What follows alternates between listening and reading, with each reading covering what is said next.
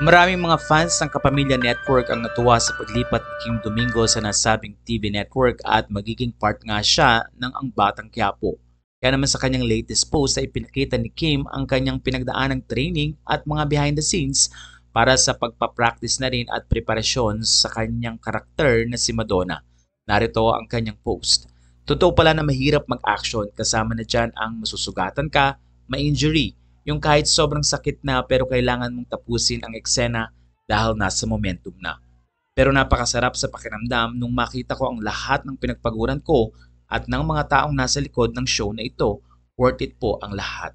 First time ko sumabak sa napakatinding role at action.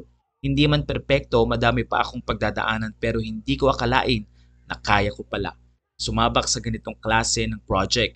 Isa ito sa dream ko, ang mabigyan ng pagkakataon na maipakita ang mga kakayanan ko, yung tipong bagong Kim Domingo. Matagal ko ito hinintay, kaya palagi ko sinasabi sa sarili ko na ibibigay ko ang best ko palagi. Hindi lahat ng tao mapiplease natin. Ang masasabi ko lang po, kung ano po ang hinihingi ng karakter ko, iyon ang ibibigay ko. Kailangan mayabang si Madonna, malaki ang galaw, hindi maamo ang muka at gigil na gigil sa laban. Ni-require sa akin na hindi dapat pa-cute at maamo ang maging mukha ni Madonna kapag fight scene. I believe not all action characters are the same. Meron action na kailangan maganda ka pa din, less facial reactions.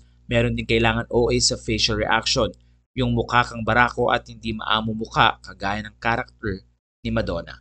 Kaya naman sa bandang huli ng kanyang post ay nagpasalamat si Kim Domingo sa mga sumusuporta sa kanya. Lubos po akong nagpapasalamat sa mga taong patuloy na naniniwala sa akin at sa kakayahan ko bilang artista. Maraming salamat po sa tiwala, mas gagalingan ko pa. Maraming salamat din sa patuloy na pagsuporta sa Batang Quiapo. Sa puntong ito ay marami ang natuwa sa post na ito ni Kim Domingo na siya talaga namang naging na-excited ang mga fans na mapanood ang kanya pang gagawin ng mga eksena.